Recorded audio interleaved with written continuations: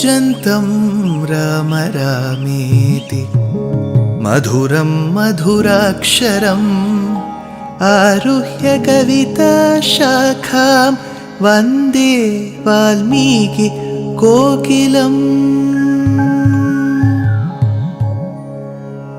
रामाय रामभद्राय रामचन्द्राय वेधसे रघुनाथाय नाथाय सीताया पतये नमः।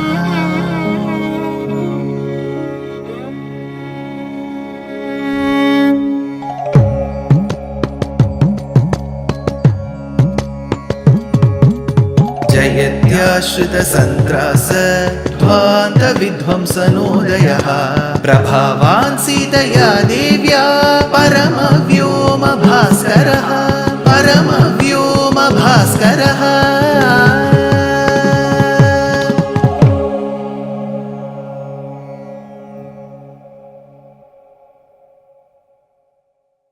श्रीमते निगमान्त महादेशिकाय नमः। We are in the most beautiful section of Valmiki's Srimad Ramayanam called as Sundara Kandam. We have had the opportunity to understand, internalize Balakandam, Ayodhya Kandam, Aranya Kandam and Kishkinda Kandam. Once we entered Sundara Kandam, we spent some time to understand why it is referred to as Sundara Kandam. What is the Vedanta concept hidden in Sundara Kandam, and how the Panchabhutas is seen in one patram called as Hanuman. So, Sundara Kandam, its introduction has been given. On the other hand, we were introduced to the greatest of the devotees called Hanuman or Anjaneya Swami or Sundara in Kishkinda Kandam itself. He is an eloquent speaker, a great friend to Sugriva, a great servant and a devotee to Prabhu Sri Ramachandra, very good friends with Lakshmana, a great source of motivation for all the other Vanaras, and was always under the guidance of Jambavan. So we have seen these different facets of Hanuman. But who is this Hanuman? We can gather some information from Kishkinda and Sundara Kandams about Hanuman. There is some information about Hanuman in Uttara Kandam. There is a plethora of information available in the other Puranas that are associated with our Sanatana Dharma. Of course, there is a presence of Hanuman, his blessings to Bhimasena, one of the major Pandavas in Vanaparva of Sri Mahabharatam. We also see Hanuman as the emblem, Kapidhvajaha. It comes in Bhagavad Gita. He is seen as the emblem fluttering in the flag above Arjuna's chariot, where Krishna was a charioteer. So we have seen Hanuman in different faces. But who is this Hanuman? From whatever little information we can gather from Ramayana and other sources, we understand that there is a beautiful Apsara tree called as Punjikasthala. This Punjikasthala is in love with the Abhimanini Devata of Vayu, the Vayu Devata. So both of them are in love with each other, and once, after having danced in the Sabha Mantapam of Indra, Punjikasthala, accompanied by Vayudeva, reaches Pushkarini lake, and as she reaches the Pushkarini, she starts playing with the waters of that particular pond. So she sprinkles waters on Vayudeva, and Vayudeva does that in return. While she does so in return to Vayudeva, some amount goes and falls on the face of a Maharishi who was performing penance in the waters. He gets startled, he is shocked that somebody is trying to disturb my penance, my austerities. He becomes extremely angry, opens his eyes, sees the damsel Apsarastri Punjikasthala and says, "You look like an Apsarastri and you have certain functions to go with you. Rather, you choose to be so playful and childlike, and at times I feel, O Apsarastri, that you are behaving like a Vanarastri. A Vanara Jati is only associated with such tantrums, and they are not or probably least concerned as to what agony it will cause to others. You have been as oblivious as any other Vanarastri in doing some cheshtita, in doing such tantrums. So I curse that in your next birth you shall be a Vanarastri. This curse fructified, and that lady was Anjana Devi. It is largely believed in different communities of the Karnataka region in the south of India that Anjana Devi was born in Karnataka. Anjana Devi was to be married to a Vanara. So she wanted somebody who was extremely valorous. At that point in time, her parents chose one Vanara called as Kesari. The beauty is, the word Kesari means lion. Was she married to a lion? No. Lion as an animal carries certain attributes with it. We still refer to the lion as the king of the forest. It is this animal that Paramatma chose in the Simhavataram.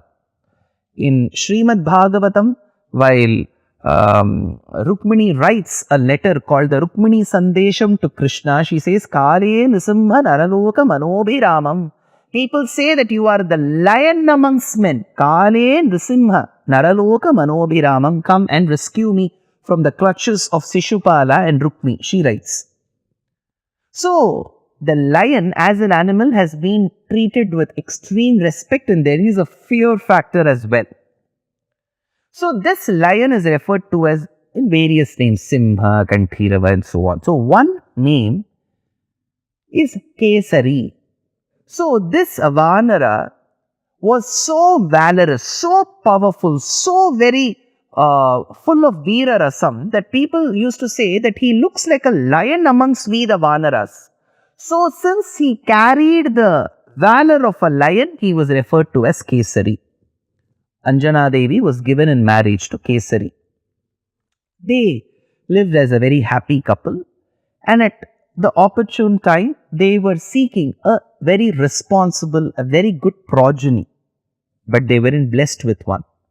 That is when it is said in certain Puranas that Anjana Devi performed immense and intense austerities to Mahadeva, to Lord Shiva, who appeared and said that an amsha of me shall be born to you. That he said and left. On the other hand, Vayudeva, her previous Janma's love, continued still having a soft corner for Anjana Devi, and like how we call the pollination amongst flowers, the pollens are carried through air. Vayudeva became the medium where the rethas could be implanted or could go fertilize Anjana Devi. That is when Kesari Nandana. On the other hand, since Vayu was also involved, Vayuputra, as well as Shankara's Amsha, Shankaramshudai, says Saint Tyagaraja. So there is an Amsha of Mahadeva, Lord Sri Shiva. So was born a child to Anjana Devi. This has been mentioned. Abhyuthitam tadas suryam. That is when there is another venture that happens. So this child who was born had to be given a name. What did Anjana Devi think? She thought that her child is beautiful.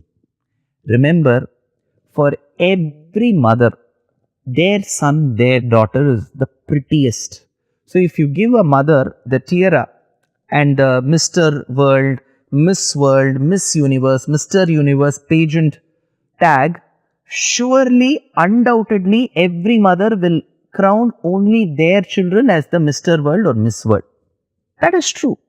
For every parent, their own children are beautiful. I don't mean to demean this thought, but that's natural. Interestingly, there is a saying in the Tamil language, it's an age-old saying, Kakaikum tan kunju pon kunju. For a dark crow, we may be ridiculing it, dark crow. But for the mother crow, her child, her chick is the prettiest. So for every mother, their child is the prettiest. So why not for Anjana Devi? Anjana Devi called her dear son Sundara. As mentioned in one of my previous episodes, he was Kesari's son. So Kesari Nandana Hanuman, Vayuputra Hanuman, Shankaraputra Hanuman was the son of Anjana Devi too. So in those days, it was a custom that you will be known by your mother or father's name. King Drupada's daughter is Draupadi. Janaka's daughter is Janaki. Ravana's son Indrajit was Ravani. Drona's son Ashwathama was Droni. Daksha's daughter was Dakshayani. Similarly, Anjana's son is Anjaneya. This is how it is derived.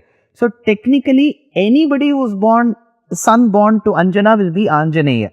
But since she had no other children, the only one, the common noun became the proper noun. So he is referred to as Anjaneya, he is referred to as Sundara. A very, very powerful boy since his birth. He used to show his power to even the other Vanaras of his age, and even the elderly folk were extremely surprised to see the power for a little boy. Some Puranas attribute this to the inbuilt quality of Vayu Bhagavan in him, because Vayu is extremely powerful. When tornadoes come, they can just carry houses, they can move rocks, they can cause cyclones. So, Vayu is an extremely powerful element. So, when Vayu's son is born, wouldn't he carry the trait of Vayu in him? So, Vayu was there in Hanuman. Shankara Suvana Mahadeva, he carried Ganga in his matted locks. He drank the poison Kalakuta Halahala Visham during Samudra Manthanam. He easily vanquished the Tripuras and became a Tripurantaka. Andhakasura Vada, Jalandhara Vada. How much power Mahadeva carries in him? That was in Hanuman. So Vayu's power. Kesari Nandana Kesari was a lion amongst the Vanaras. His power. Shankara Suvana. So he was a personification of Veeryam, power. You see a lot of these models flexing their biceps and all of that outside those gym advertisements, right? They will all fall flat if they see Hanuman. Hanuman was that powerful. One day his mother was feeding him curd rice. So some of my followers and Astikas in different parts of the country will be wondering, just because you are a South Indian, sir, you seem to say that Hanuman was being fed with curd rice. Why? Because geographically Anjana Devi and thereby the person whom she was married to, and then Hanuman's birth, all that happened in the Karnataka region. So that is one. Geographically we have had our own textile flavors, color flavors, food, cuisine, one. Second, did curd rice exist in those days? Yes. In Krishna Avataram, Shukabrahmam, Vyasa's son, makes a mention. Bibhradvenum Jatarapataya Shungavetteja Kakshe Vame Panau Masrila Kabalam Tatphalam Angulishu. Masrila Kabalam, he mentions of curd rice. So rice, milk getting into curd, the combination of curd and rice existed. So Anjana Devi, like every other mother, made one very, very nice butter-like curd rice, and she was feeding her little Sundara. Sundara, open your mouth. She was feeding. This boy looked to the rising sun. He looked to the rising sun. When the sun rises, there is a red color, and slowly the red transitions into orange and yellow. So when the transition happens from red to orange to yellow, at one point the sun, even to us, will look like a very delicious mango. So this little boy Sundara thought, mango and curd rice is a very good combination. All of you must try. So mango and curd rice. I have curd rice, my mother is feeding me, but there is no mango. So there is mango atop there. So I am going to jump towards the mango.